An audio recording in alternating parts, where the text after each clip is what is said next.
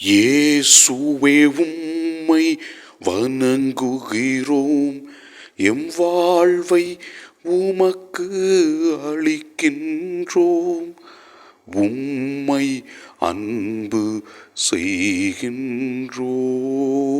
இறைவா, நீர் யாரையும் கைவிடுவதில்லை.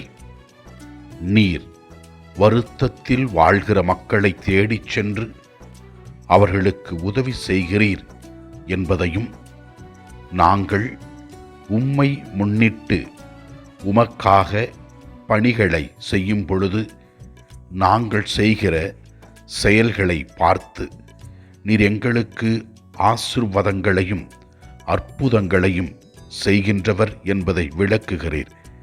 மேலும் நாங்கள் வெளிவேடத்தை தவிர்த்து உம்மை அறிந்து உமக்கு பணி செய்ய வேண்டும் என்று நீர் அழைப்பு விடுக்கின்றீர்.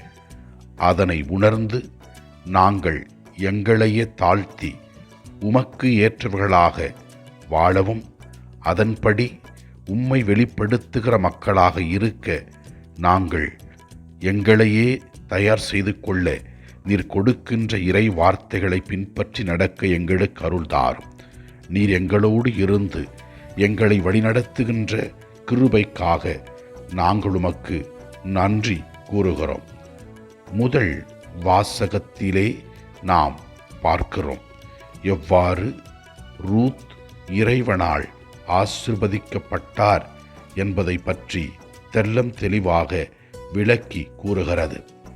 இறைவன் ரூத்துவிற்கு திருமணத்தை கொடுத்து அந்த திருமணத்தின் வழியாக ஒரு மகனை கொடுக்கின்றார். அதனால் அவர் இவ்வாறு கூறுகின்றார்: ஆண்டவர் திருப்பெயர் போற்றி போற்றி, உன்னை காக்கும் பொறுப்பினை உடையான் ஒரு மகன் அவர்தாம் அருளினார் என்று தனக்கு கொடுத்த குழந்தையை முன்னிட்டு கடவுளை போற்றுகின்றார். நாமும் இறைவன் கொடுத்திருக்கிற ஆசீர்வாதங்களை உணருவோம். ஆசீர்வாதங்களை உணர்ந்து இறைவனை புகழ்ந்து நம்முடைய செயலின் வழியாக அவருக்கு ஏற்றவர்களாக வாழ்வோம். நற்செய்தி வாசகத்திலே ஆண்டவர் பரிசேயரையும் மறைநூல் அறிஞரையும் கடிந்து கொள்கிறார். ஏனென்றால் அவர்கள் எல்லாவற்றையும் வெளிவேடத்திற்காக தங்களுக்காகவே செய்தார்கள். இறைவனை முன்வைத்து தாழ்த்தி செய்யவில்லை. அதனால் ஆண்டவர் இவ்வாறு கூறுகின்றார்: உங்களுள் பெரியவர் உங்களுக்கு தொண்டராயிருக்கட்டும். தம்மை தாமே உயர்த்துகின்றவர் தாழ்த்த பெறுவர், தம்மை தாமே தாழ்த்துகிறவர் உயர்த்த பெறுவர் என்று இயேசு கிறிஸ்து கூறுகின்றார். எனவே ஆண்டவர் கொடுத்த ஆசீர்வாதங்களை நாம் பயன்படுத்தி நம்மை தாழ்த்தி இறைவனுக்கு பணி செய்வோம்.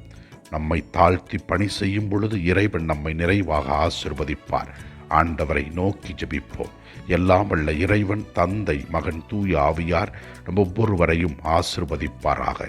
இயேசுவுக்கு புகழ். மரியே வாழ்க. ஆமென்.